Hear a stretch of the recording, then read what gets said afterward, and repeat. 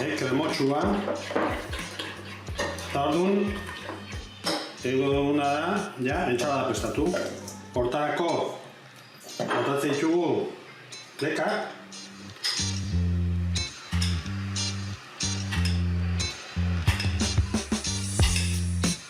Utziko dugu hola, ikusiko dugu. Nahaztuko dugu.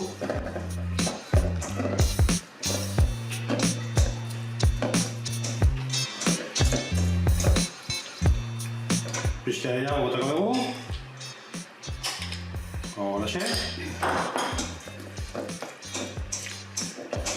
Eta falta zaiguna da sesamoa. Botako dugu sesam pixkat.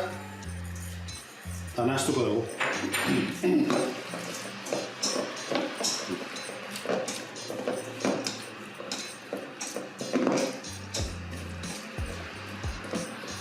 Eta orain guatzen, platera aurkeztea.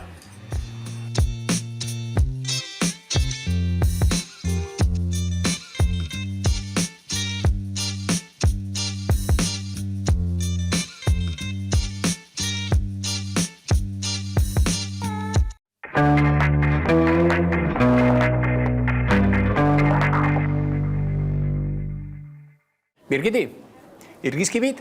Nizki? Tiblitikin, misidiz. Izindi? Txiliti! Txiliti! Txiliti! Infinity duzunean, deini aldatzen da. Zatoz Euskaltelera osoa Infinityrekin eta eskuratu 500 megako internet. 2 mugikor linea giga mugagabeekin. Telebista eta Netflix hilean 29 euro bakarrik ordainduta. Eta gainera, tablet hau ere prezioaren barruan.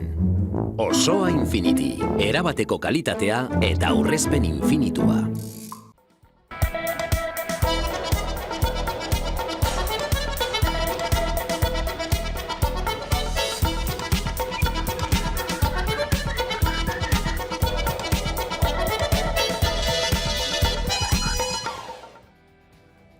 Paziente onkologikoak eta immunodepresiboak 3. dosia jasotzen hasiko dira gaurtik aurrera.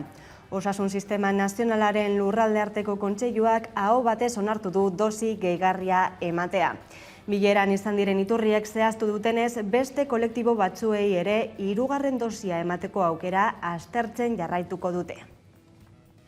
Kaixo guztioi, eguerdion eta ongi etorriak gurean gaur magazinera.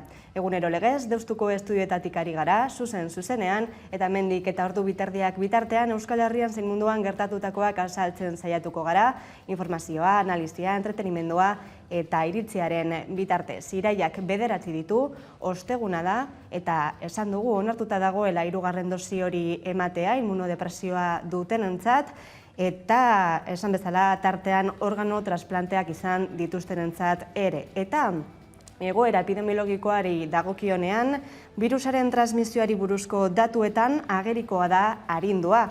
Eusko Jaurlaritzak eta Nafarroako gobernuak emandako datuen arabera, herenegun 326 kutsatu zenbatu zituzten COVID-19 detektatzeko egindako testetan. 4,1 kokatzen da positiboen 100%. Egoera honen aurrean kultura eta kirol ekitaldietarako edukierak zabaldu ditu Nafarroak. Bihartik aurrera sartuko dira indarrean neurriak. Kanpoaldeetan 60% izango da gehienezko edukiera eta 40% barrualdeetan kultur eta kirol ekitaldietan.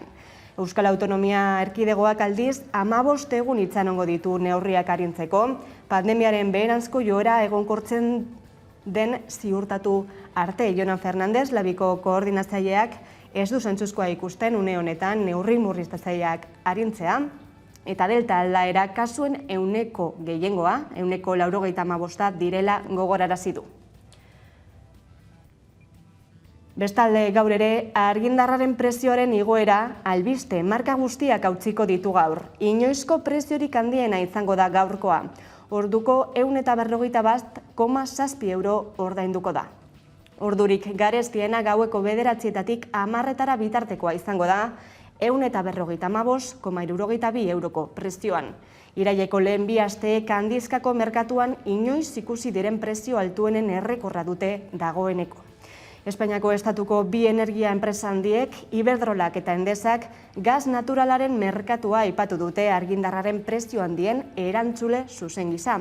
Eta Pedro Sánchezen gobernuari tarifa arautua aldatzeko eskatu diote, gorabeherak ekiditeko. Eta lan arloan beste istripu hilgarri bat Euskal Herrian. Atzo arratsaldean hil zen behargin bat Igantziko Harrobian ari zela kamioia gainera iraulita. Urtean gutxienez 46 langile hil dira dagoeneko, laugarrena aste honetan Euskal Herrian. Aste honetan dagoeneko 2 lan istripu hilgarri egon dira. Hala, Euskal Gehiengo Sindikalak elkarretaratzea egin du Arabako Foru Aldundiaren atarian, astelenean suertatu zen lan heriotza salatzeko. Era berean aurten dagoeneko Hego Euskal Herrian 46 behargin hil direla ohartarazi dute sindikatuek. Asteazkenean beste langile bat hil zen Igantziko Harrobian, materiala deskargatzen ari zen kamioia iraultzean. Irailaren 6an 38 urteko behargin bat hil zen Zanbrana Araban, baso lanetan ari zela. Zehazki Arabako Foru Aldundiaren azpikontrata batean lanean ari zela gertatu zen ezbeharra. Horrela, sindikatuek Araban egondako istripuaren arrazoiak ikertzeko eskatu dute eta bide batez lan osasun politikak errotik aldatzea exigitu dute. Eta azken egunetako lan istripu hilgarrien gorakadaren ondoren, Garbin Aranburu Lab sindikatuko idazkari nagusiak adierazi du indarkeria patronala dagoela horien atzean. Egia esan, arazo larri baten aurrean gaude, askotan salatu izan duguna, eta guztuan emandan, istripu hilgarrien gorakada horrek ez dio koiuntura bati erantzuten, sakoneko arazoi erantzuten die, horren atzean dauden arrazoiak askotan salatu izan ditugu, guzti hau indarkeria patronala dela ulertu behar dugu, ekidin daitezken istripuei buruz ari garelako, laneko gaixotasunetan ere gorakada nabarmen bat ematen ari da, eta guzti hori prebentzio neurri egoki batzuekin eta prekaritateari muga jarrita ekidin daiteke, ez? Eta batez ere, arreta jarri nahi duguna da instituzioen arduragabekerian eta instituzioen utzikerian, instituzioek ez dutelako inolako neurririk hartzen, egunero gure lantokietan lan osasunaren urraketaren aurrean, ez? Eta bestalde, Tubacexeko zuzendaritzak lehen aldiz onartu du kaleratzeak indargabetu zituen helegitea kentzeko negoziatzeko prest dagoela. Baina baldintza batekin, langile batzordeak planten bideragarritasuna ziurtatuko luketen neurri estrukturalak onartuko balitu egingo luke soilik. Sindikatuek askotan esan dute behin-behineko neurriak nahi dituztela, kaleratzerik ez alegia. Baina hitz egiteko prest daude, enpresak gatazka benetan konpondu nahi badu. Eta Mercedesek Gasteizen duen lantegiak geldialdiaren 3. asteak ateatuko du mikrotxipen faltagatik. Abuztuaren 30ean gelditu behar izan zuen elementu horiek falta zirelako, eta asteazken honetan zuzendaritzak langilei jakinarazi die datorren astean ere ezingo dela jarduerara itzuli. Ela sindikatuaren ustez langileen zati handi bat ertean sartuko da datozen egunetan. Eta politikari helduta Eusko Alderdi Jeltzaleak kurtso politikoari hasiera eman zion atzo, Sabin Etxean egindako bileran. Euskadi Burubatzarreko presidentea Andoni Ortuzar eta Iñigo Urkullu lehendakaria izan dira EAJaren talde parlamentarioekin eginiko bileran. Biek datozen hilabetetako ekintza politikoaren lehentasunak mahai gaineratu dituzte, eta Euskal Herria Bilduri erantzukidetasuna eskatu dio Joseba Egibarrek oposizioarekin lankidetzarako beharra azpimarratuz. Denbora dago aurretik ikusteko ia lankidetzarako aukerarik ematen diguten. Zergaitikan lankidetza oposizioko eta gobernuan gauden alderdien artean egite baldima da biderkatzailea dalako. Lankidetzaren eskutik ditugun desafio guzti horiek, herri desafio guzti horiek aurrera atea. Hazkunde ekonomikoa, justizi soziala eta burujabetza politikoa. Kurtso politikoa hasi du baita ere, Alderdi Sozialistak Idoia Mendia idazkari nagusiak adierazi du gainera, datorren urteko aurrekontuek inoiz baino inbertsio sozial handiagoa izango dutela. Kurtso politiko hau, orain arte egin dugun inbertsio sozial handienarekin hasiko da. Eta indar hori etorkizuneko Euskadiren oinarriak jartzeko erabili nahi ditugu. Nahi dugun gizartea izateko bidea hasi. Horretarako aurrekontu inbertitzaile, sozial eta eraldatzaileak diseinatzen ari gara. Aurrekontu oso onak izango dira. Eta hasieratik gobernuko bi alderdiok osatzen dugun gehiengo parlamentarioaren babesa izango dute. Helburua argia da, eustea lehiakorrak izateko. Eta soka luzea ekarri dute Arabako Alderdi Popularreko presidenteak Euskal Hezkuntzari buruz, esandakoak adierazi duenez bere alderdikideen aurkako erasoen atzean Euskal Hezkuntza dago. Jokin Bildarratz Hezkuntza Sailburuak atzera ere erantzun dio gaur goizean Euskadi Irratian. Bere hau pixkat pasatzen danean eta berekin daukaten harremanengatik bagian pixkat nire iritzia emango jot personalki, baina nik ez dut uste merezi duenik gehiago esaterik Euskal hezkuntza sistema ikastetxeak eta berriro diot irakaslegoa benetan eredugarria dela. Eta gure irakaslegoak, gure ikastetxek egiten duten lana zoragarria dela egunero. Bestalde, Bilbon euskara sustatzeko eta zabaltzeko hitzarmena berritu dute Bilboko udalak eta euskaltzaindiak. Bilboko udalak eta euskaltzaindiak Urian euskararen erabilera sustatzeko konpromisoa berritu dute. Juan Maria Burto alkateak eta Andres Urrutia euskaltzaindiako buruak bi erakundeon arteko urteko lankidetza hitzarmena sinatu dute. Euskaltzaindiak Bilboko udalari lagunduko dio Bilbon euskara garatzen eta plazaratzen. Hizkuntza arloko aholkularitza emanez eta hizkuntza bizi berritzeko eta euskal kultura zabaltzeko hitzaldiak eta kultur jarduerak antolatuz. Hitzarmen hau urtero sinatzen dute eta bertan esartzen da euskaltzaindiak Bilboko udalari lagunduko diola Bilbon euskara garatzen eta plazaratzen. Egiteko horretan Bilboko udalak euskara sustatzeko ekintza plana dauka. Plan horren 3 helburuak dira euskararen transmisioa, erabilera soziala eta hizkuntzaren kalitatea. Gaur goizean sinatutako hitzarmenak erronka horietan aurrera egitea eta euskaltzaindiarekin lankidetzan egitea dakar. Udalak nabarmendu duenez, euskaltzaindia da hizkuntzaren normalizaziorako beharrezkoa den estandarizazioa bermatzen duen erakundea. Euskarak arlo guztietan bizirik iraun dezan.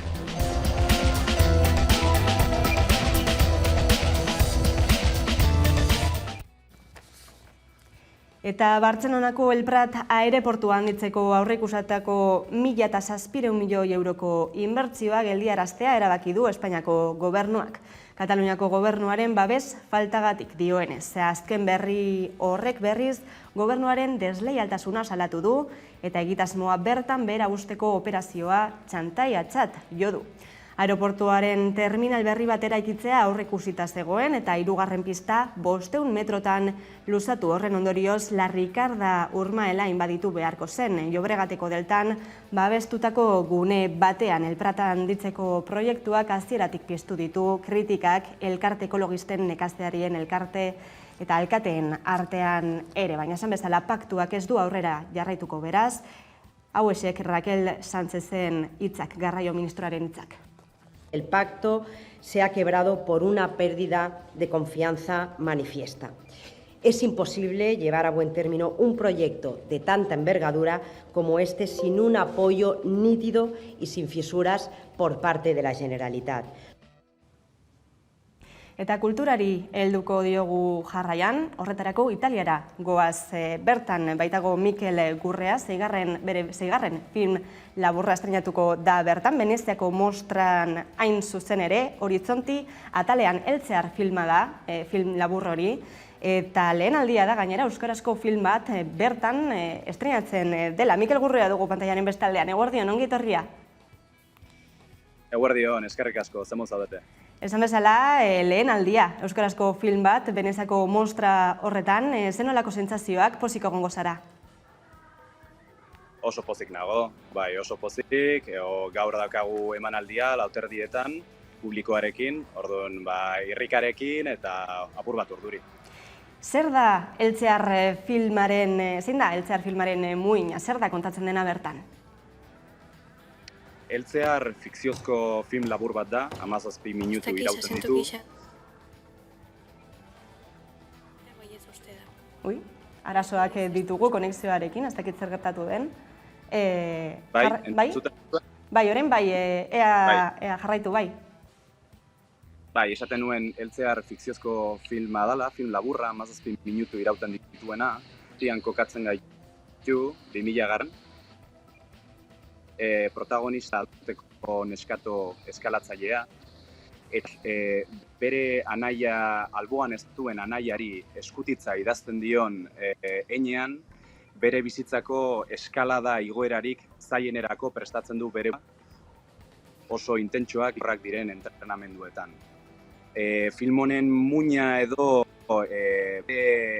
oroimenean zeuden hiru ezaugarri edo hiru geruzen arteko harremanean dago, nire biografiarekin zerikusia daukatenak, baina gero fikziozko norantza bat hartu zutenak, alde batetik 2000 urtean Euskal Herrian geneukan testuinguru soziopolitikoa, Euskal Gatazkak zeharkatutakoa, baina baita ere gatazkaren alboan zegoen bizitza, gatazka eta bizitza nire ikuspegitik beti dijoaz eskutik helduta. Bestalde, nerabezaroa pixka eta apur bat aldaketa garairik edo unerik esanguratsuena bezala, nik 2000 urtean 15 urtean euskan, eta hirugarrengo geruza bezala kirol eskala da, nik 15 urtetatik 18 arte oso era sakonean egin nuen kirol bat eta baino bizala bizi nuen zea bat, ez da bat, izan ere nik astean 5 egunetan entrenatzen nuen eta astebukaeretan arrokara juten nintzen eskalatzera edo txapelk ibiltzen nintzen.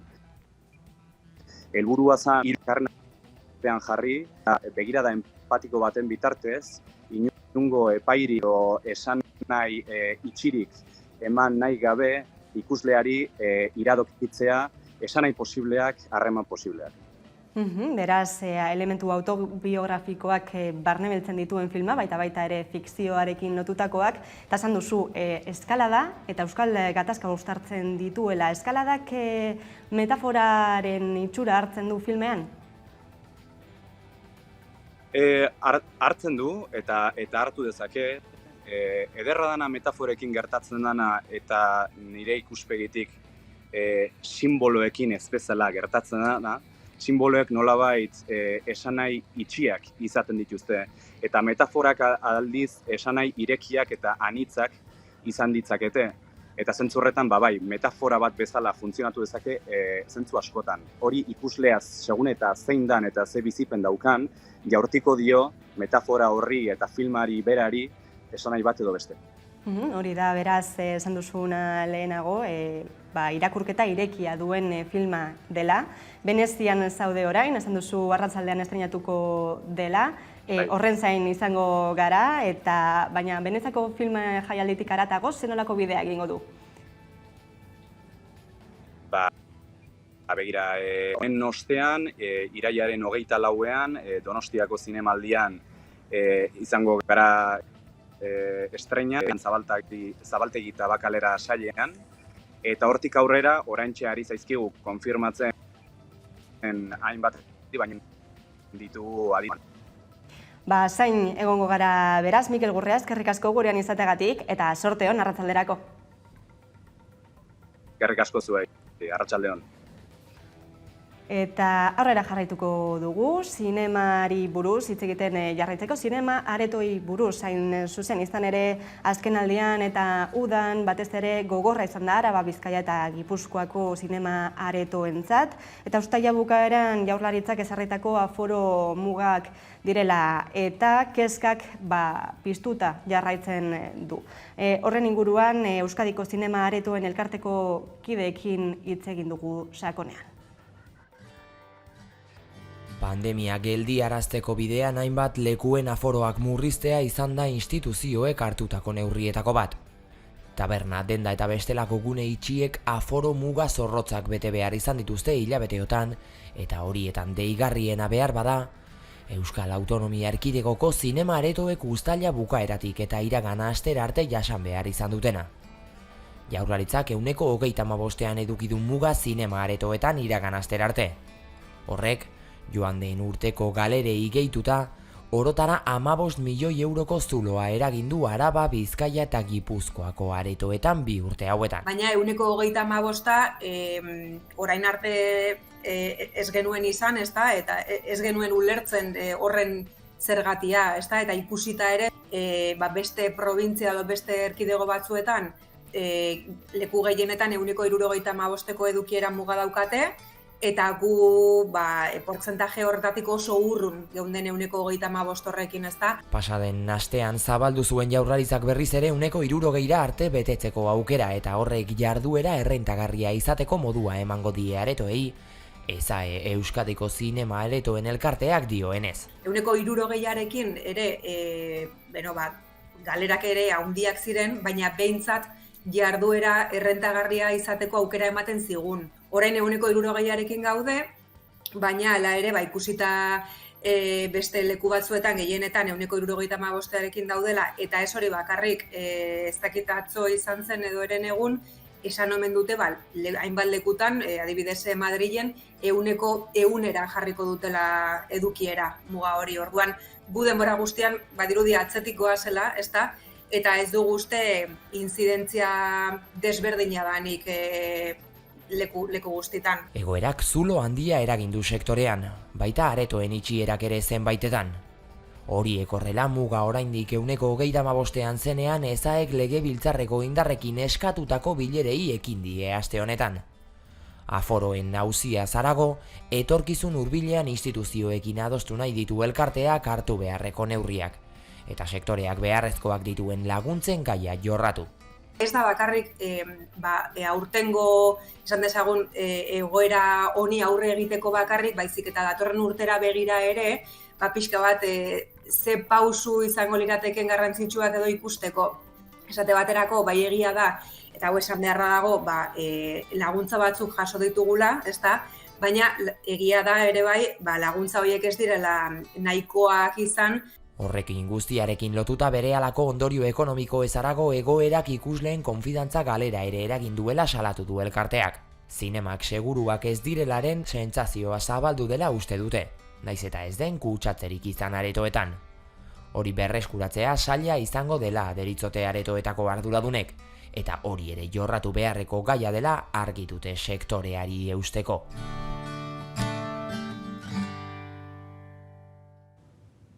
Eta Hamaika Telebistako ikasturte berriko saioekin jarraituz, musika zuzenean saio mitikoa ere izango da aurtengo parrian. Koldo Otamendi aurkezlearekin bat egingo dugu, eguerdion? Eguerdion denei. Esan bezala, aurten ere musika zuzenean ez du utzik egingo, baina musika zuzenean egitasmoa saiotik haratago doan egitasmoa da. Besteak beste aipatzekoa baita ere, prestatu berri duzuen agenda, ataria. Hori da, musika zuzenean bere sortu zen orain dela 10 urte, eta azkeneko 4-5 urtetan Hamaika Telebistan ari gara saio eder hau egiten, baina gure lehen langintza izan zen musika agenda potente bat osatzea, eta orain aste honetan bertan saleratu dugu berriz ere musikazuzenean.eus webgunea, eta bertan Euskal Herrian egiten diren kontzertuen agenda osoa erakutsi nahi dugu gure lurraldetan egiten diren kontzertuen berri emateko. 2020 urte zaila izan da, aspektu guztietan, ez da, musika arloan ere bai, kontzerturik ez baita izan, baina gutxinaka kontzertuz betetzen ari da agenda hori, eskaintza zabala gainera, ez? Bai, Euskal Herriko lurraldeak ematen du aukera asko, kontzertu asko emateko epe eta kilometro gutxitan, ez? Esaterako Euskal Herrian ordu bateko kotxe bidei batean, kasi asteburu batean egun kontzertu gozatu ahal izango dituzu, ez? Hori ez da gertatzen igual, Espainian, Europako leku askotan, ez? Hemen kriston bizitasuna dago musika aldetik, kontzertu pila egiten dira, eta horren adibide nagusia da, edozein asteburutako agenda hartu eta ikusi zer dagoen gure herrietan, ez? Zirkuito anitza dago gurean, dago zirkuito komertziala, esan daitekela aretoena, dago festival pila bat daude ere gurean, eta gero dago sare bat oso importantea dela, taberna txikiak eta gaztetxeek osatzen dutena, non batez ere hasten ari diren talde horiek aukera duten zuzenean jotzeko. Eta dena batuta oso estena polita eta esanguratsua sortzen da. Bai, beraz, termometro paregabea izango da webgune hori, euskal musikaren osasuna zein den jakiteko, eta baita ere aipatu beharra dago, ez? Agenda hau nola eta noren artean sortu den? Bai, musika zuzenean orokorrean egitasmoa sortzen da, esaten den bezala herritik herriarentzako, ez? Gabezi bat zegoen garai hortan, baziren musikatariak, gehigarriak egunkarietan, irrasaioak baziren, baina agenda orokorrean hartzen zunik ez zegoen, ez? Orduan musika zuzenean sortu zen horretarako, agenda potente bat erakusteko, eta jendeak jakin zezan zer dagoen edozein egunetan Euskal Herriko aretoetan, ez? Bide horretan, auzolanean sortutako egitasmo hau da, ni pixkate koordinatzen dut egitasmoa, baina niratzean jende pila badago esku bat botatzen, bai emanaldien berri ematen, bai fitxak osatzen, testuak osatzen, biografiak osatzen, eta guztion artean osatzen ari gara musika zuzenean atari honen aro berria auzolanean, eta esaten den bezala, kolektibotasun honetan murgilduta, pixka bat eskaintzearren zerbait berezia, behintzat zerbait potentea gure ikuslegoei, gure entzulegoei, zuzeneko musika maite duen orori. Webgune hori prest, beraz, zuzeneko musikaz gozatzeko, eskura eta erarraz batean menua zein den ikusteko. Eskerrik asko Koldo Otamendi gurean izateagatik, hurrengo arte. Eskerrik asko zuei. Eta beste saio batzuen artean, klik batean saioa ostiralero 9:30 emitituko dena, eta ostiral honetan bigarren atala emitituko da, hementxe aurrerapen bat.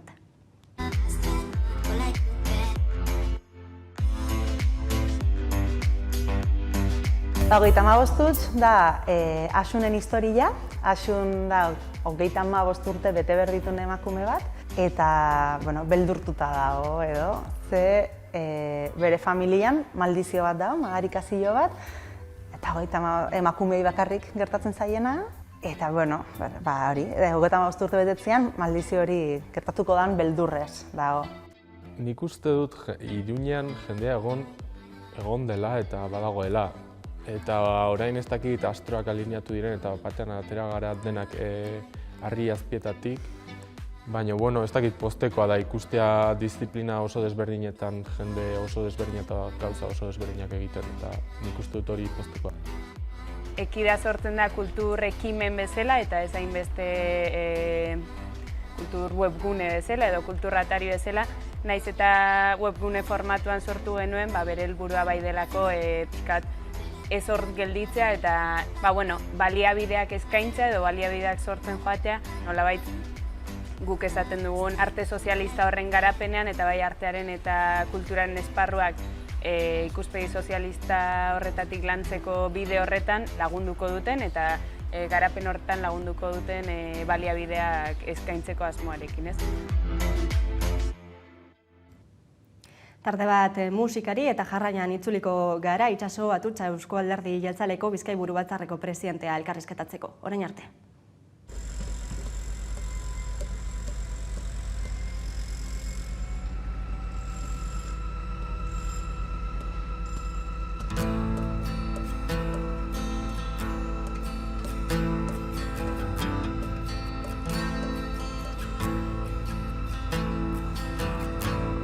Oinentzungo duzun hau, oinentzungo duzun hau, oiukatzen zun auzoak, funtzionariari langileak, tabernariari mozkorrak. Oinentzungo duzun hau, esan zuen presoak, oiukatu maitaleak, matxaienak lurrari, erizainari gaxoak.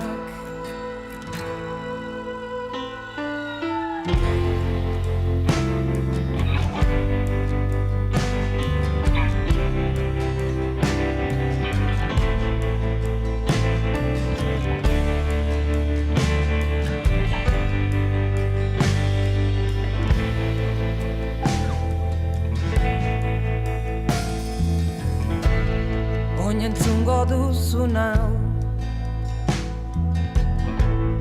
oin entzungo duzun hau, entzun zen behin irulegin, entzun zen oionen, entzun zen herri berrin.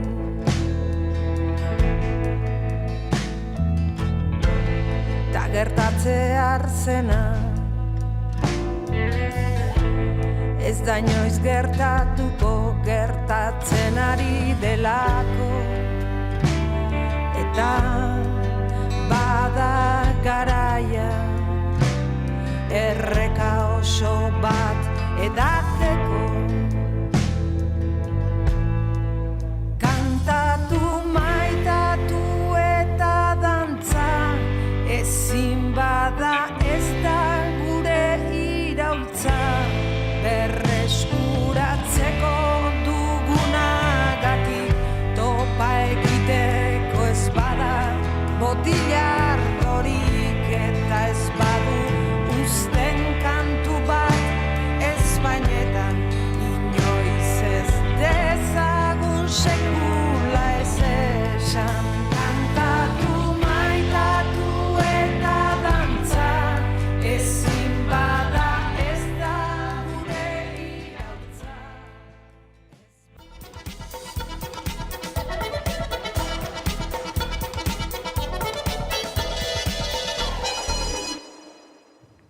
Eta egunero legez elkarrizketari tartea irekiko diogu eta horretarako gaurkoan dugu Itxaso Atutxa, Eusko Alderdi Jeltzaleko Bizkaiburu Batzarreko presidentea. Atutxa anderea, eguerdion eta ongi etorri Hamaika Telebistara. Eskerrik asko zuei. Irailaren hasieran gaude, ikasturte politikoak martxa hartua du jada, aurtengoan zeintzuk izango dira lan lerro nagusiak, pandemia aurreko agenda berreskuratzen saiatuko zarete? Nik uste dut guztiz ez dala sekula alde batera itzi eta kontutan izan behar dugu gainera esate baterako Jaurlaritzak oraintze urte betetzen dabala eta pandemian bertan sortutako jaurlaritza barri bat dela. Nahiz eta beste instituzioak 2 urte lehenago aukeratuak izan ziren, bai Aldundi eta bai udaletxeak. Baina egia da, pandemiari aurrekin berriakon eta beraz indarrean jarri behar izan diran zerbitzu gehitzeak edo tabarriak horrek martxan jarri behar izan dirala, lehentasuna hori izan dalako, baina guk egin dugu, beste alderdi batzuk egiten den moduan bai, baina guk egin dugu legealdi erdi horreko hausnarketa, batez be Foru Aldundiak eta udaletxaretan egindako lanaren ingurukoa, eta ikusi dugunez lanean ere, horretan ere jarraitu izan dabe, ikusten dugu programak betetzen ari dirala, eta egia esan batzutan ez dutasunekaz pandemiari aurre egiteko lanak ere lan eskergandia izan da, eta horrek ere eskatu behar izan dagoelako batzutan gauzak, ez dinot alde batera, baina bai apur bat atzeratu, baina nik uste danak hartuko dirala barriro. Bai, dena den pandemiak izaten jarraituko du leku garrantzitsu bat, pandemiaren kudeaketa, hain zuzen, behintzat momentuz badirudi 5. olatu hori apaltzen doala pixkanaka, baina adibidez gaur bertan Bingen Zupiria bozeramaileak zioen neurriak arintzeko momentua oraindik ez dela heldu. Bai, nik uste dut hor beti adituek zer izaten da benaren zaila izan behar garela, ez da?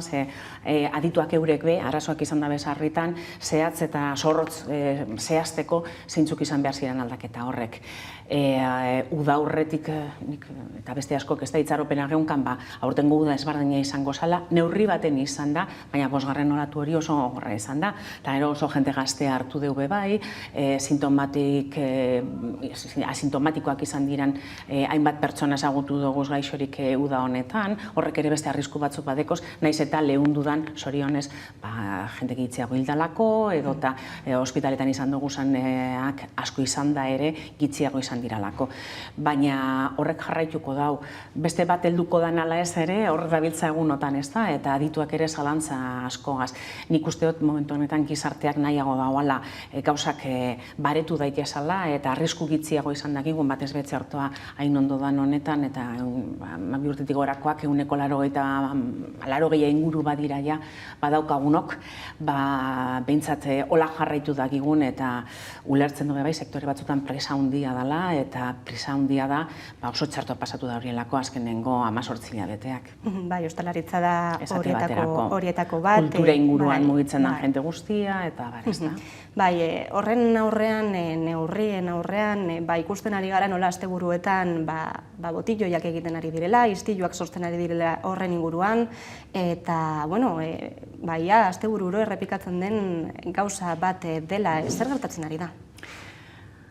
Badago hor, nork pentsatzen dauan, baloren aldaketa batek ere eroan gaituela, edo gizartearen balore aldaketa batek ere eroan gaituela bizi izan dugun egoera honetara, eta dinosu moduan asteburu ero bizi duguna, eta oso toki ezberdinetan, ez da bakarrik ez jaiak, gustatzen ez jatan izen goiti horregaz ezagutzen diren jaiak tarte horrek bakarrik horren inguruan egiten direnak, ikusi dugu udabarrian beba egozala, neguan ere ezagutu dugu solakoren batzuk, eta oso jente ezberdina batzen dela, ez dira 17, 16, 19 urteko gazteak bakarrik, 30 piku urteko gazteak, beste gazte horrek ere, bigarren gaztealdi horretako jentea ere batzen dela, eta nik uste dut, bi gauza gozala bat botelloia egitea, eta aizialdia horretara eroatea, horrek badauka behar bada, hausnarketarako beste eredu bat, baina gero botelloien horren ostean gertatzen dira istiluak eta egoera batzuk oso gogorrak, bortitzak, eta nik uste dut oso salagarriak ere agertu izan dirala, eta uste dut horren aurrean ezin garala dudatan ibili. Egoera guzti hauen aurrean ikusi ditugu azken boladan komunikabideetan EAJaren eta Euskal Herria Bilduren arteko nolabait esateko tirabirak zein puntutan daude orain harremanak? Ostuta daude, ala? Nik uste dut, azkenen urterdian oso epelak ez dirala izan, baina egia da behar bada publikoki sarritan, tirabirak agertzen badira ere, zorionez, pribatuan mantentzen dira, ez eskutuan, baina bai diskrezioz, maila nazionalean, baina gaur bertan, hona etorri aurretik, Bizkaiko EH Bilduk konbidatuta, Bizkaiko Batzarreko ordezkaritza bat egon gara euren sedean, eta Bizkaiko hainbat gauza eta hitz egiten, eta etorkizunean elkarlanean zubiak zabalik ez dagozan lekuetan zabaltzeko, eta dagozanak mantentzeko behintzat asmoarekin. Beraz, nik uste dut, guri ere badagula gainera alderdi politikoei diskrepantziatik, eta alderdi politiko ezberdinak garalako, eta proposamen ezberdinak egiten badugu ere, gitzienezko elkarrizketarako bideak landu, zabaldu, eta gero mantendu. Eta nik uste dut hori gizarteari begira ere, eta lehen baloreak aipatu badodaz, politikaren aldeko balore honek oso ondo ikusitzat ez dago zanak, uste dut alderdi politikoei ere, diskrepantziatik badagikula beste modu baten tratatzea, eta elkarrizketarako betiguneak aurkitzea. Gaur eskertzen dautziez, egon bidapena horren aldetik jaso dugu.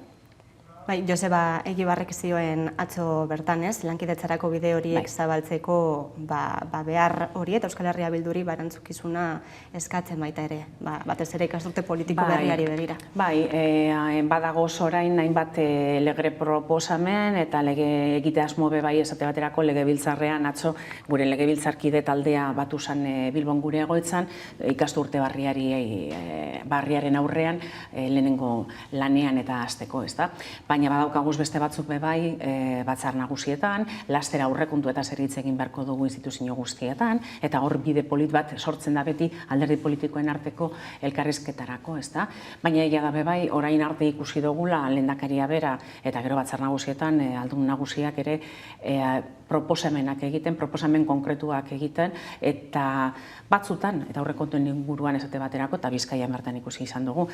Hurbildu dira, egon dira elkarrizketak, baina gero momentu konkretu baten, Atxo Joseba Egibarrek esaten eban moduan, zerbait gertatzen da, ez dakigu zer, eta bertigo antzeko zerbait emoten dautzo EH Bilduri, Eusko Alderdi Jeltzaleagaz akordio batzuk sinateko. Eta batez be, ekonomiaren ingurukoak diranean, bai aurrekontuak, eta nik uste dut orain aurkeztuko diranak ere, ekainean ezagutu gendu zen ildo nagusiak, aurrekontu, edakorrak izango dirala gainera, eta hor badago hitz egiteko, behintzat jokorako maila bat, ez da?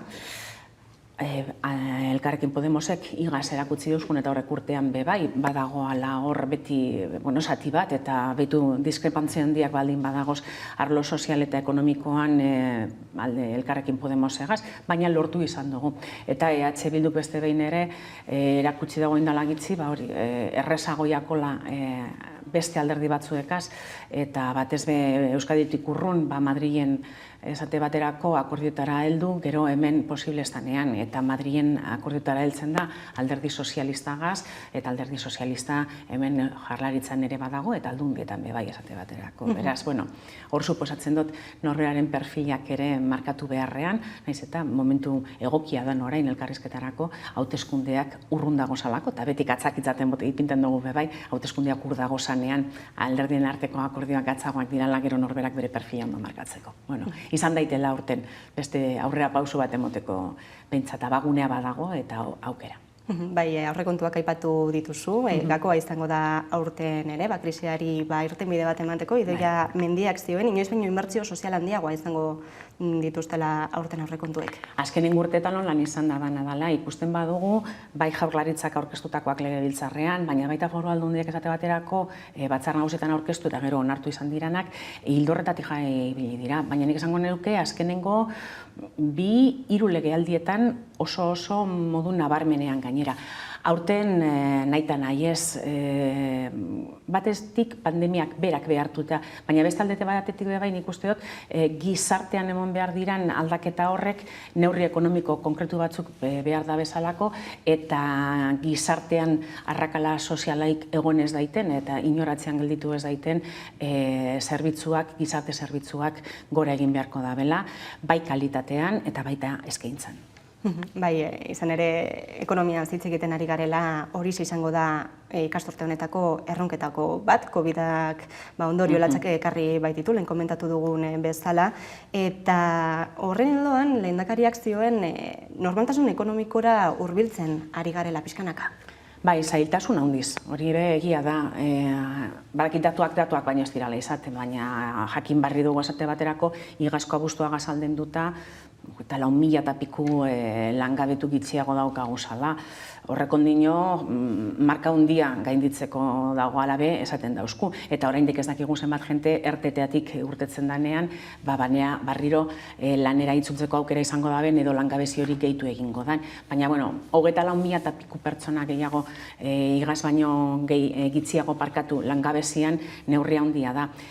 Kontutan izanik gainera, pandemia hasi baino lehenago, 10% inguru zala, 10% bera gengo zan, 9 eta piku zan ja langabetuen tasa elkargoan, eta barriro ere pandemia sortu zanean gora egin ebala, eta lehendakariak berak aipatu eban, guk aldakin moduan be erronka hori geunkan, 10-etik jaistea barriro, 10-etik jaistea barriro, eta horra hurbiltzen ari gara.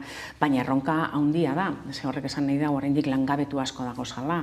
Marka da, Espainiako bataz bestekoagaz konparatuta, hemen hobeto gagozala, Bizkaian altua da, baina Gipuzkoan esate baterako oso maila onak ez dakite hitzadan egokia langabezia hitz egiten dugunean aipatzea, baina 8 eta piku, 7 eta pikuan ibili diranean uste dut bide honean ibili dirala batez be. Eta ikusten dugu bai gero, badago zala beste datu ekonomiko batzuk, zergen inguruan esate baterako, diru sarrerak 3 hilabetez gehitu egin dira barriro Aldundietan, horrek esan nahi dau, badagoala aktibitate ekonomikoa, IRPF-an ondo joan da eta sozietatean bebai. Beraz, movimentua badagoala horrek esan nahi da bebai, alegin berezia egin beharko dugula pandemia eusteko, beste olatu gogor bat eta ja ez dugu imaginatzen, baina barriro be zerbait itxi beharra edo etxean gelditu beharrak ziurren ez horren eragintzarra hainbat eta hainbat enpresek, hainbat eta hainbat autonomok esate baterako ezin izango da horielako jasan.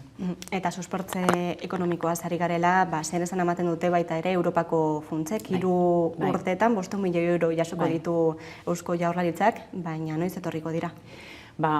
Hori jakin nahi gaunke, hor bi modutan banatzen dira, badago lehenengo parte bat estatuak banatzeko aukera izan dauena, gu haserre agertu gara bebaiz, banaketa horretan kontutan izan diran indikadoreak oso txartu itxi gaitu edo behintzat desbentaja nabarmenean. Hemen egoera ekonomikoa hobea danez, beste lan batzuk lehenago eginda daukagu zanez, ez dugu izan ez duguna gastatu eta abar, naiz eta gero estatua harremanetan eta harreman ekonomikoan 6,4 baldin bagara, orain banaketan 2% inguru ibili gara hainbat gauzatan, ezta? Uste dut arrakala hori ere apurtu egin beharrekoa dela. Eta gero faltatzen dira besteak zelan banatuko diran jakitea, ezta? ERTE famatuak eta oraindik Espainiako gobernuak ez dauzku azaldu.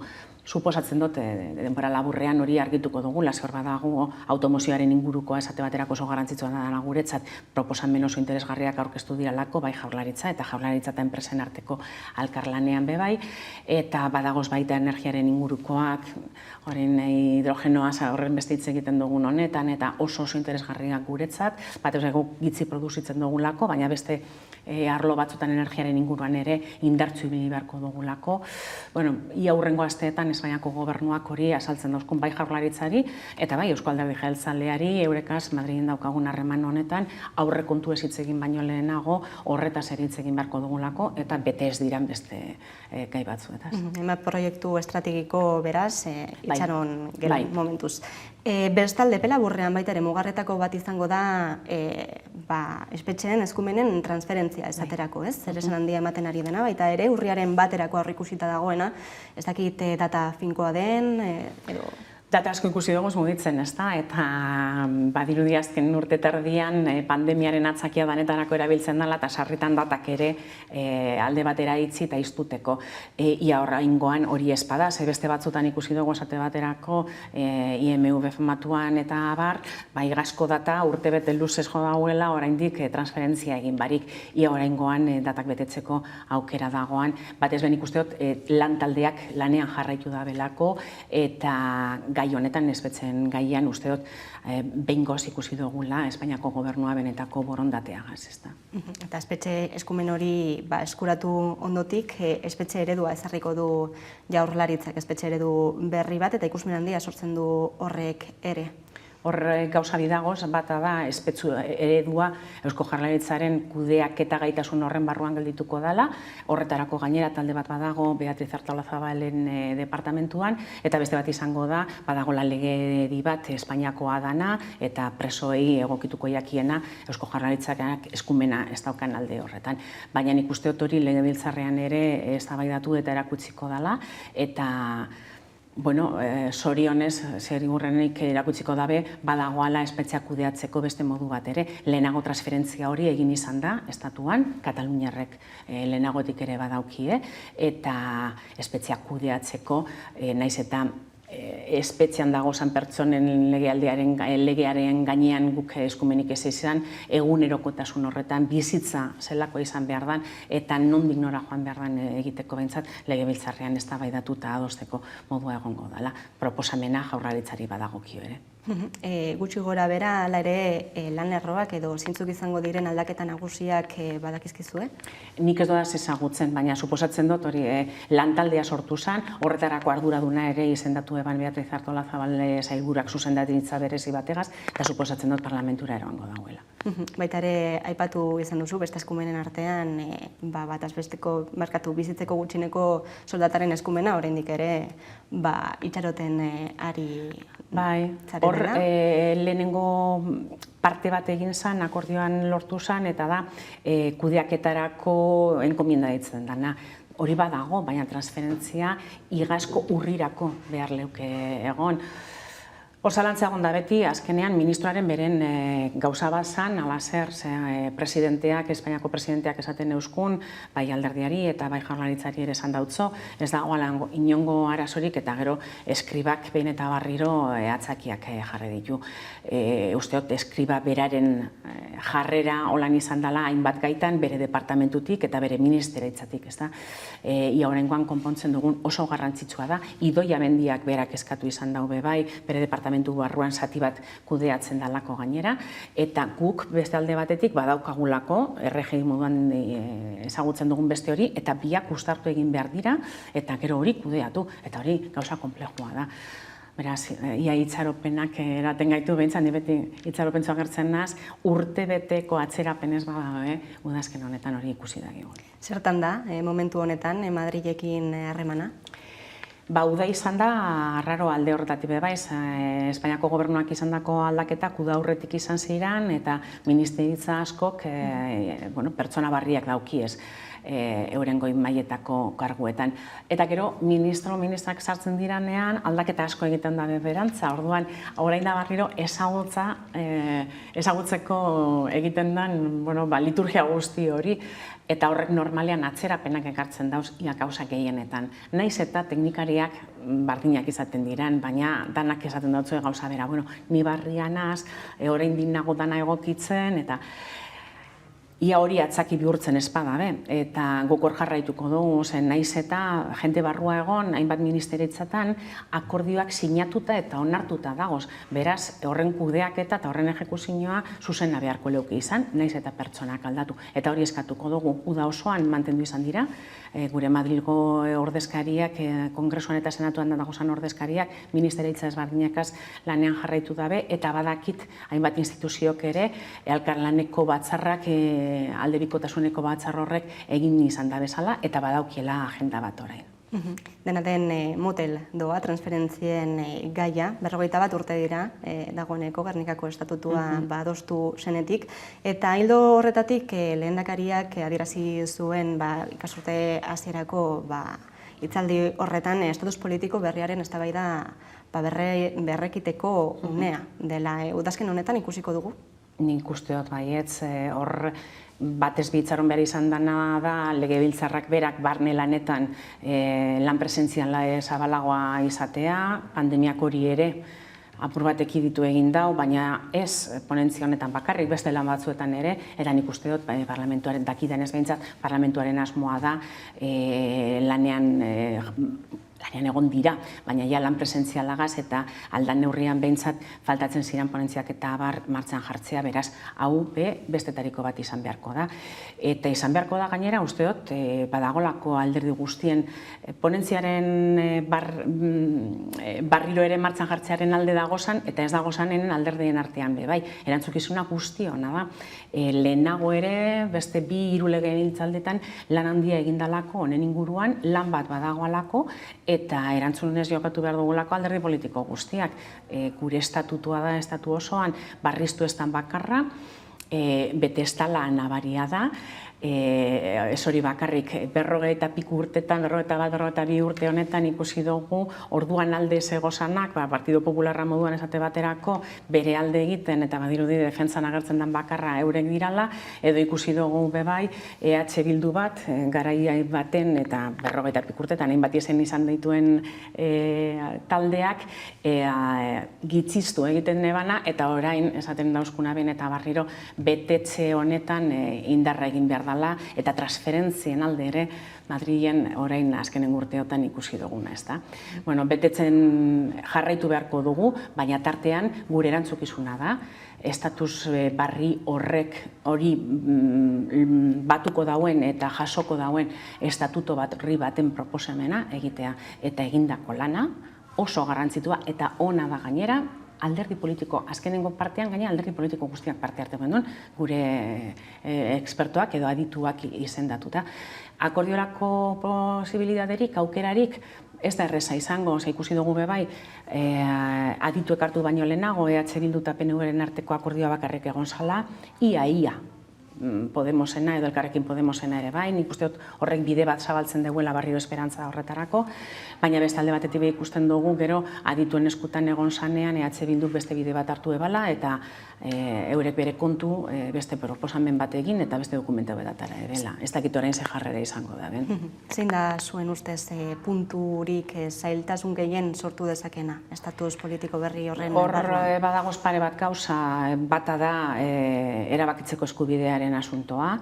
Horretan ere, esate baterako Elkarrekin Podemosek baietz esaten deu, baina gero zabaldu nahi dau, erabakitzeko eskubide politikoa beste gauza askoren artean batuta gelditu daiten, eta ez dakit batzutan kamuflatuta ere gelditu daiten, ez da? Eurek erabakitzeko eskubide sozialean, arlo sozialean, eta beste batzutan ere aipatzen dabe, eta inor ez da egon gorren kontra, baina guk behar duguna da, herri honetan erabakitzeko eskubide politikoa izan, eta Euskal Gizarteak erabaki dakiala, zein izan nahi duen berak harremana Espainiako estatuagaz edo Europagaz eta barrura begira. Batetik hori nik uste dut, eta bestalde batetik argi daukagu bai, legebiltzarran dagozan alderdi politiko batzuk, Partido Popularra eta Gosek esate baterako ez da dela inongo asmorik honek aurrera urten dagian, eta ikusi beharko dugu bai alderdi sozialistak, naiz eta gu batera egon gobernuan, hau gure akorditatik kanpo daukagu, eta badakigu euren jarrera zein den, baina ezin izango da betiko estatuto barri baten onarpena atzeratu, naiz eta ezberdintasunak egon, eta gehiengoak sortu beharko dira legebiltzarrean. Gehiengo transversalak izatea hitz egiten dugun sarritan, eta horrek esan nahi dau, herri honen ordezkapenaren gehiengo zabalena lortu beharko dela. Ian hor parte hartu nahi dago. Bai, horretan Euskal Herria Bilduk agian izan dezake baita ere giltza. Bueno, berak esate baterako errez lortzen deu Madrilen alderdi sozialista eta Elkarrekin Podemosegaz edo hango Podemosegaz akordioak lortu. Eta eiten dau Nafarroan esate baterako sozialista dan presidente bategaz. Behar bada, eurek esku gehiago izango dabe edo errestasun gehiago hausabala izan deiten. Baina erakutsi euskuen azkenengo adituen lanaren ostean apurtzeko gogoa ere eukiela. Nik beti dana itxaropentsu ikusten dut eta uste dut erantzukizunez jokatzen badugu alderdi politikoak akordiorako bide bat topatu behar dugu. Adi, jarraituko dugu gai horri eta klimaldaketari buruz hitz egin behar dugu. Horrenkoetako bat da, ez bakarrik Euskal Herrian, mundu mailan baizik, eta duela gutxi Basque Green Dealaren bitartez estrategia proposatu zenuten. Zertan datza? Bai, eta oso garrantzitsua da, egunotan badirudi baten batek barriro ikusi dauela hau arazo bandala, ikusi dugu salako lurrikarak edo beroak zer eragiten dauen edo urak zein darra daukan, ez da? Eta hau ez da bere sortu. Norbaitek sortu dau eta guztion arteko jarrera pertsonalak ere sortzen dabe. Uste dut garrantzitsua dela, ezin dugulako gainera ezberdindu ez aldendu zer izan behar dan herri baten garapen ekonomikoa eta guk horretan indarra handia jartzen dugu, eta lehen aipatu izan dugu gainera pandemia honen ostetik zein garrantzitsua izango den hori ere egitea urtetzeko, baina hori gure ingurumenaren zaintzagaz bat ez badoragu arazo bat eukiko dugu. Ez lehen aipatzen zen moduan inbestetan ondorengo belaunaldientzat, gaur guretzat ere bai. Eta nik uste dut gero eta gehiago ulertzen dugula, hau batera eroaten ez daben gobernu, enpresa eta baita norbanako gu, edozein gutariko edozein pertsonak, gizartetik kanpo gelditzen dirala. Eta egunotan horren inguruan, eta lehen aipatu dugu zer gertatzen ari dan botelloiakaz eta abar, ez da? Bardin dauz zeadin daukien botelloia horretan dagozanak, 19, 18, 26 edo 54 nik dedakadan moduan. Horren ostean ikusten ari garena bebai da, zein errestasun daukagun, edo zein errez egiten dugun, edo zein gauza lurrean jaurtita itzi eta kutsadura sortu, edo mendira joaten garenean ez buruan ikusi handik pasatu diranak gabean edo aurreko egunean zer hitzetan daben. Hori gehitzen badugu, industriak oraindik egiten dauzan erreketan edo zeobian eta abar izurriteak sortu eta abar, hori da benetan ekiditu behar duna. Eta hori ekonomiaren aldetik ere egiten da. Eta hori gobernuek behartuta hainbat eta hainbat enpresak egin beharko da. Lan handia beraz, ikartuzte politiko berri honi begira, nola ikusten duzu jotaren alderdiaren osasuna?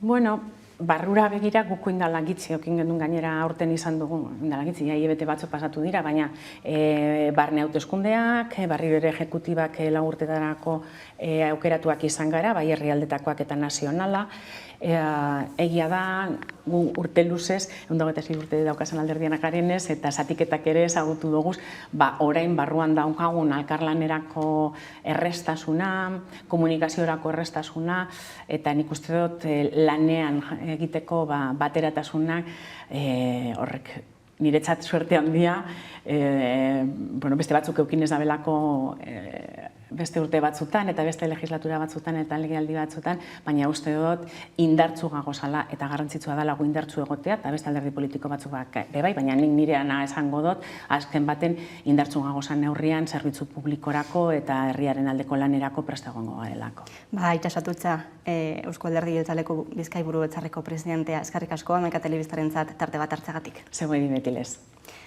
Eta jarraian itzuliko gara solasaldiari tartea irekitzeko orain arte. Apa, ni Sabinaz Top taldeko eta jarraian ikusiko duzuen bideoa Zidasun diskoko Anegauta kantana da.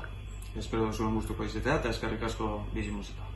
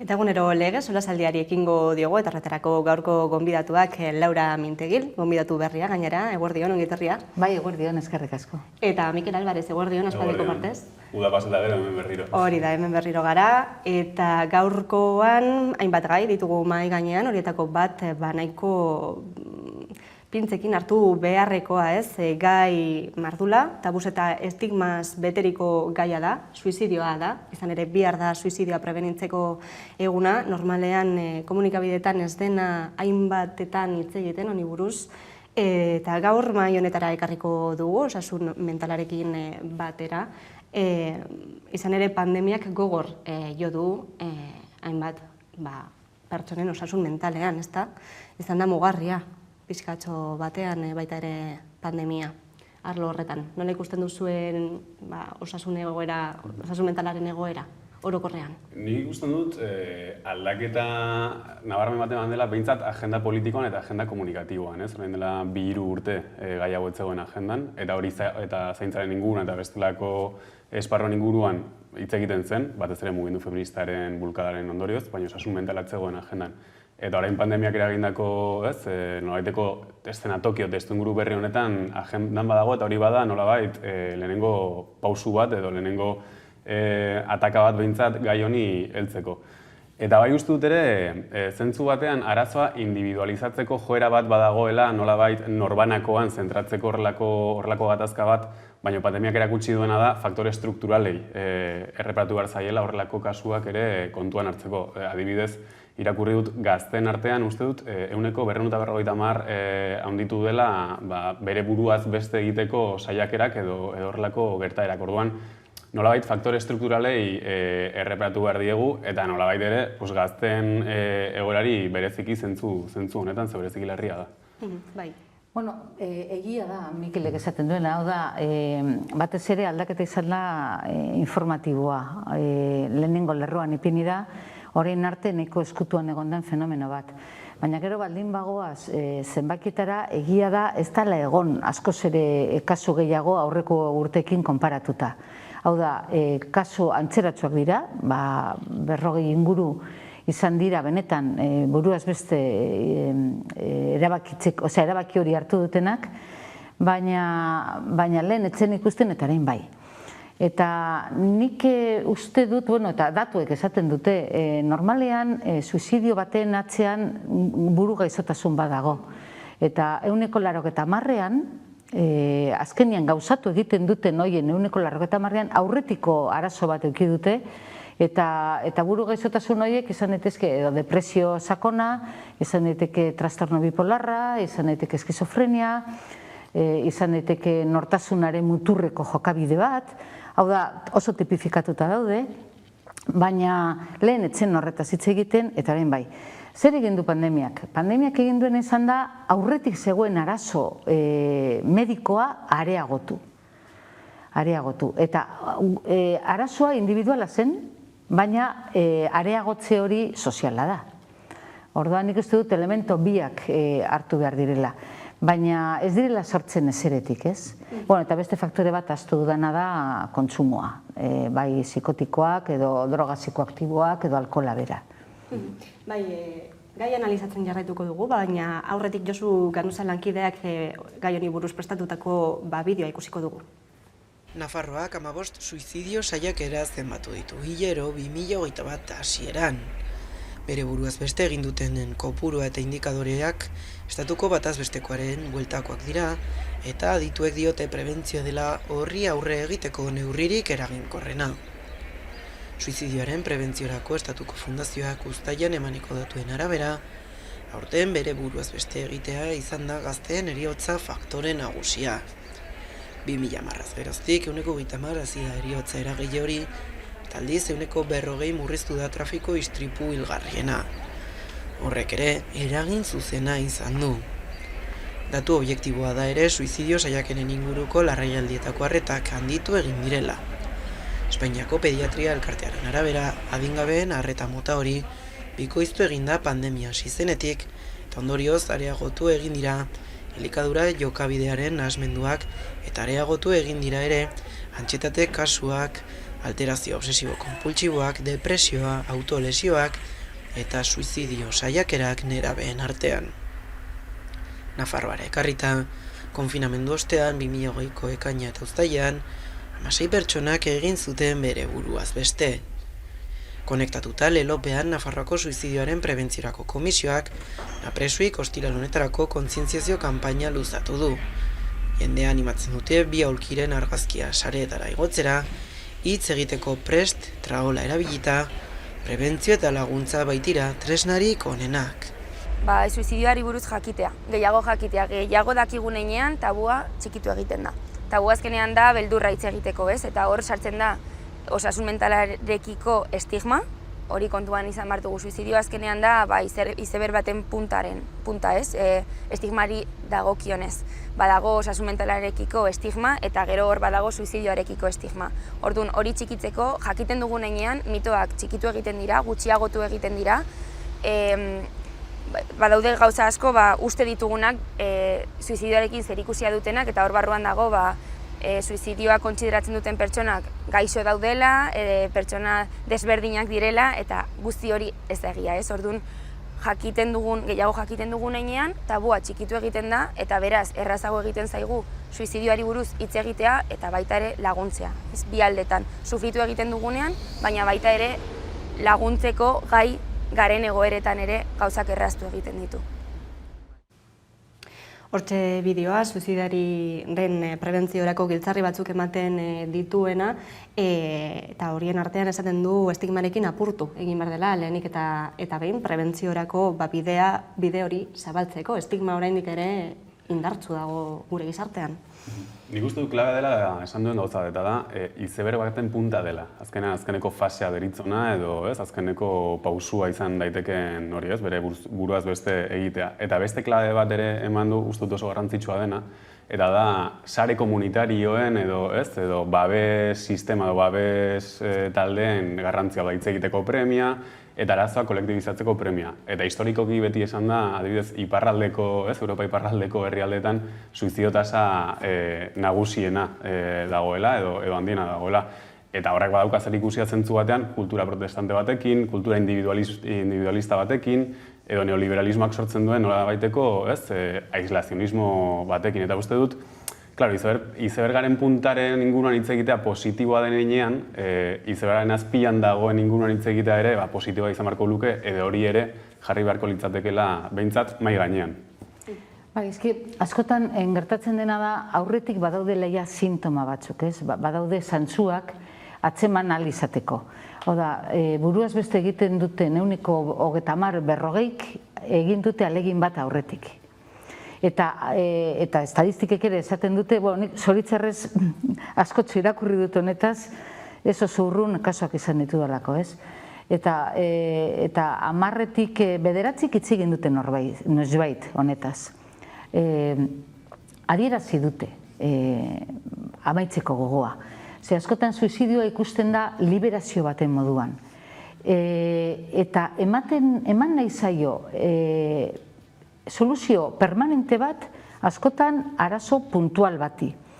Orduan, zein da irtenbidea? Irtenbidea lehenago hori ikustaraztea. Hau da, arazoa puntuala izan daiteke, eta aldiz suizidioa erabatekoa da, betirakoa da, permanentea da. Zergatik eman betirako erantzun bat momentuko arazoari. Gainera pertsona hori aldez aurretik egon da abisatzen. Esaten da moduan 10-tik 9 esan duten noizbait ezin du segitu, amaitu behar dut. Ez dauka segitzerik honela bizitzen. Eta badaude beste zantzu batzuk, autolesioak bideoan ere aipatu dira. Hori oso arrunta da. Baztertzea, marginazioa, inkomunikazioa,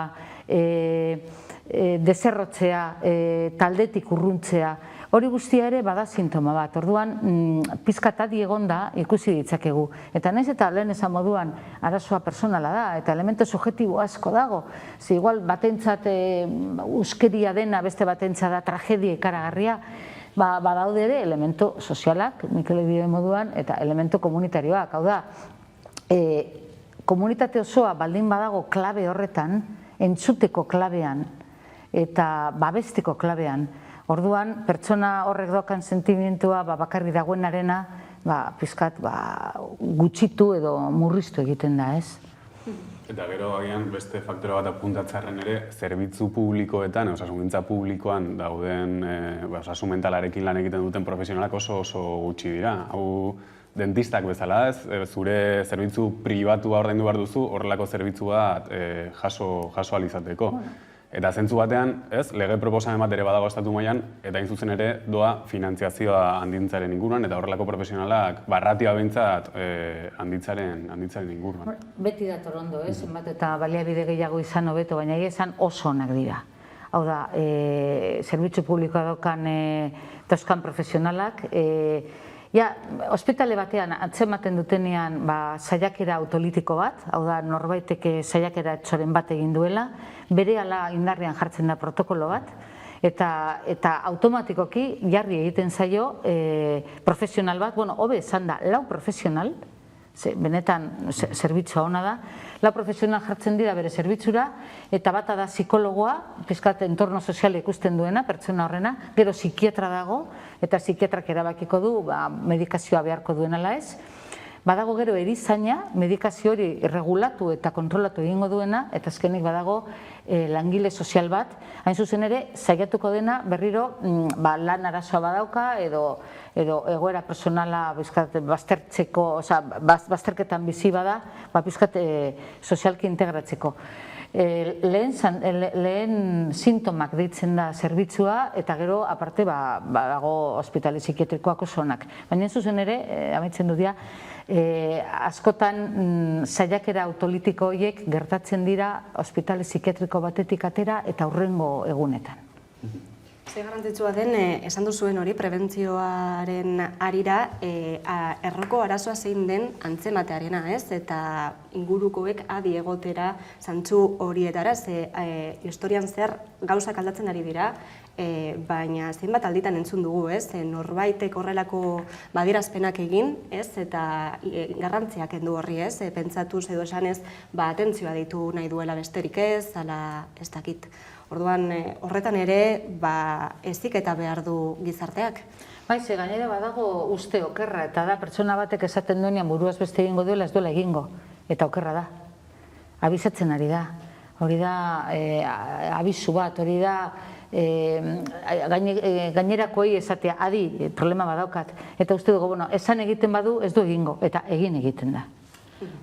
Eta gero baita ere, esan duguna, publikotasunaren erantzukizun hori, eta azken finean, hartatzeko eta prebenitzeko protokoloak ere martxan jartzea instituzioetatik, eta baita ere hezkuntza sisteman, eta hainbat arloetan batera, ez da? Justu aurten bihar da eguna, hain zuzen ere, eta justu aurtengo erronka edo badela estatuan behintzat medikalizazioa ere apur bat murriztea. Ze badago medikalizazioa beharrezkoa da kasu askotan, baina hori ez da soluzio bakarra, eta bestelako tratamenduak edo bestelako prozedurak ere egon daitezke horrelako egoerei aurre egiteko. Lehen esan duguna, izeberaren puntara iritsi baino lehen, apur bat beste fase edo eskaloi batzuetan ere aurre egitea horrelako egoerei. Azketzarrena da, azpian dauden buru gaixotasun horiek betirakoak direla.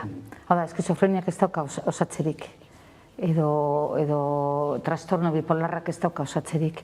Hau da, bizitza osorakoa da. Egia da, medikazioak aurrera egin duela azkenengo urteetan asko.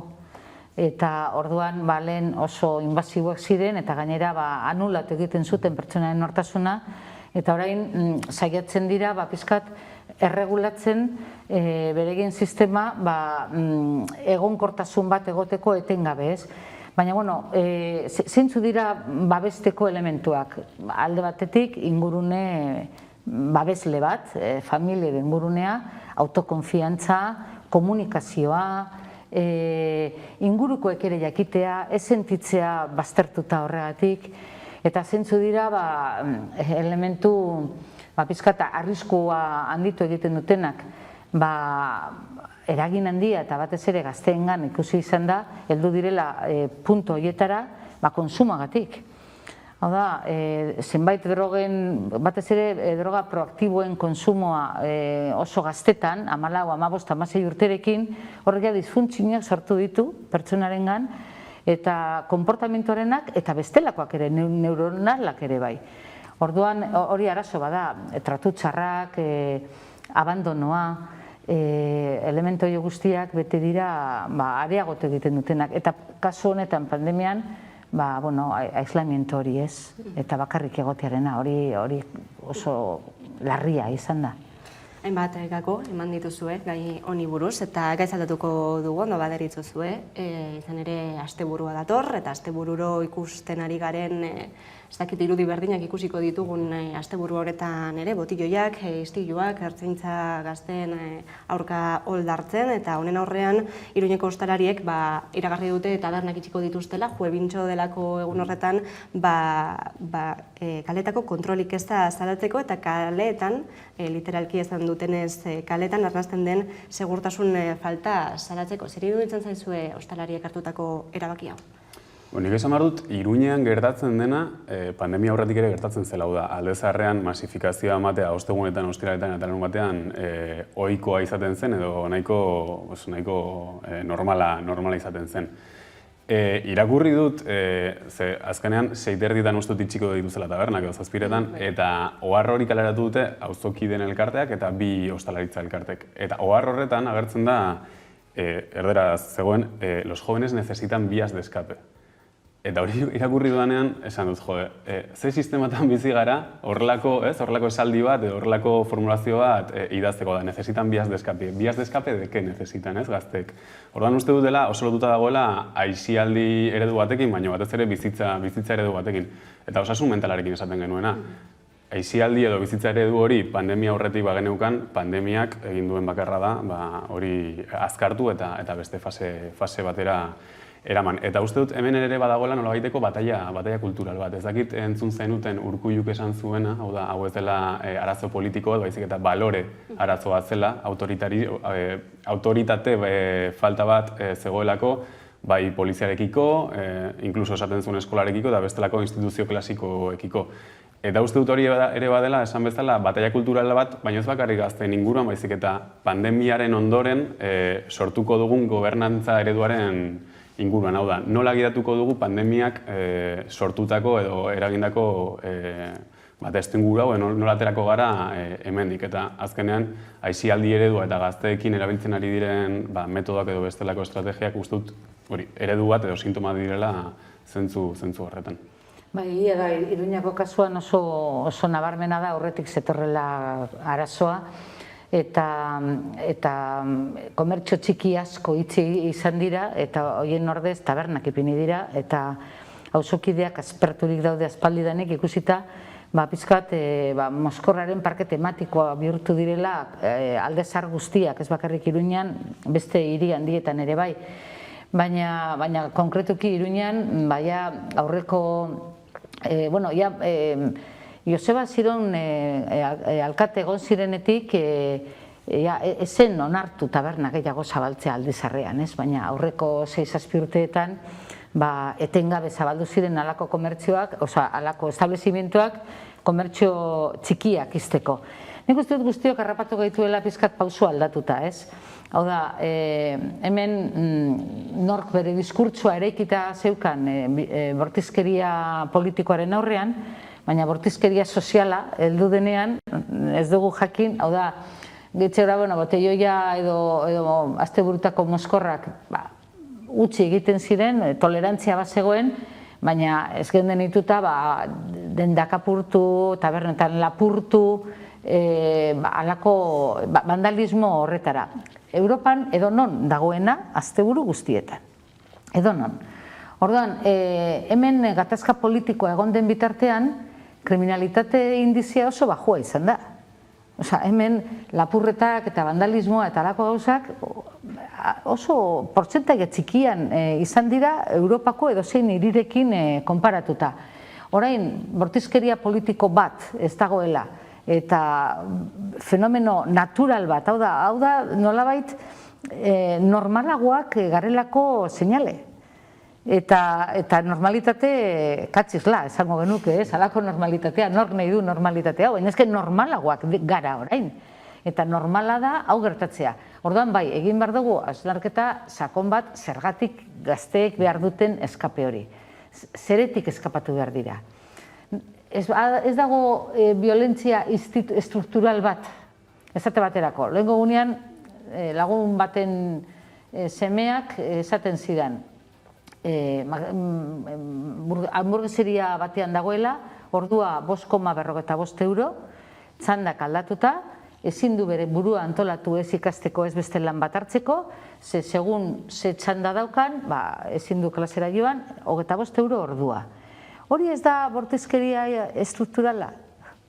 Hori da bortizki tratatzea gazteak. Orduan, karo, igual, iez egiteko, pertsona hori gero, asteburuan mozkorraldi bat ezartzeko, igual hasi behar dugu ikusten ze baldintzatan dagoen, ez? Bai, aurreko gaiarekin bezala, arazoaren errora joatea, ez? Azken finean, eta ez geratzea superfizian nolabait esateko, izan ere, behin eta berriro errepikatzen ari diren irudiek dira, ez dakitetenik izango duten noizbait, baina nola amaitu daiteke honekin, ez? Hori da galdera, ikusten ari da ertzaintza bidaltzen momentuz ez direla amaitu, beraz, ez dakit hausnarketarako horrek ere eman beharko luke. Nik uste dut uda bukatu denez, bukatzen ari denez hori zentzu batean horrelako istiluak edo horrelako arazoak ere murriztuko direla. Lehen ez dugu esan baino, Iruñako ostalaritzarekin jarraituz, orain dela aste bat edo esan zuten San Nikolas kalean batez ere dela non tabernak pilatzen diren, hor sartzen ari zirela Mexiko eta Kolonbiako inbertsio funtsak tabernak erosten. Orduan, badago nolabaiteko ez dakit, aisialdi eredu intentsibo bat, ez estentsibo bat. Intentsibo bat, bai, kapitalaren metaketan, bai, jenderen pilaketan, eta baita aisialdi ereduan bertan ere, inkluso, esan dudan, inbertsio funtsen parte hartzean. Orduan, zentzu batean beste klabe bat litzatek ere, aisialdi eredu estentsibo bat ere bermatzean, bai, geografikoki, hau da, ez pilatzea jendea, baita ere, erlazionatzeko orduan, eta bestelako formula batzuetan, baina Laurak esan duen bezala, gizarte intentsibo bat baldin badaukagu, sistema ekonomiko intentsibo bat, nola formulatzen duzu eskaintza estentsibo bat, guztiz kontrajarria dira, orduan, ezinezkoa da arazo bati heltzea besteari heldu gabe. Nik beti konfiantza dioki dute gazteengan, gazteekin egiten dut lan, beti dira gazte, ni gero eta zarragoa naiz, baina beraien beti daukate 20, 22, 24 urte, eta izugarri ikasten dut beraien gandik, eta uste lehenengoa dela beraien entzutea, bat. Eta gero, demonstratuta dago, gazteek, beraiek hartzen dutenean erabakia, hau da, kapazitatea daukatenean eta baliabideak eta aukera autogestionatzeko oso ondo egiten dute. Primeran antolatzen dute edo zer, jaialdi batetik gaztetxe batera. Kapaz dira ezerezetik sortzeko zerbait. Agian ez da niri edo beste bati gustatuko zaiona, baina beraie gustatzen zaie eta beraie dauzkate proposamen interesgarriak. Orduan, hasi baino lehenago autoritatea hitz egiten, gainera autoritatea ez da supermerkatu batean erosten den gauza, hori norberak irabazi behar du bere meritu propioz, eta ez baduzu irabazi zure problema da. Beti pentsatu dut hori, autoritatea da besteek ematen dizuten zerbait, eta zuk inori exigitu ezin diozuna. Orduan, autoritateaz hitz egin baino lehenago, ikusi behar da lehenago, beraiei entzun. Zergatik? Zer behar dozu? Eta ez hasi sistematikoki ikusten ari garen bezala ze, Iruñan, Gasteizen, Bilbon, Kukutza, hau eta beste, gaztetxeak izten ahatik. Ez dakit zergatik ahatik, ez dago arrazoi logikorik. Hausnarketa horrekin geldituko gara denboraz joan zaigu, eskerrik asko Laura Mentegi eta Mikel Alvarez, plazer bat izan da. Eta jarraian, eguneko albiste nagusia, Carolina Suárez lankidaren eskutik. Orain arte.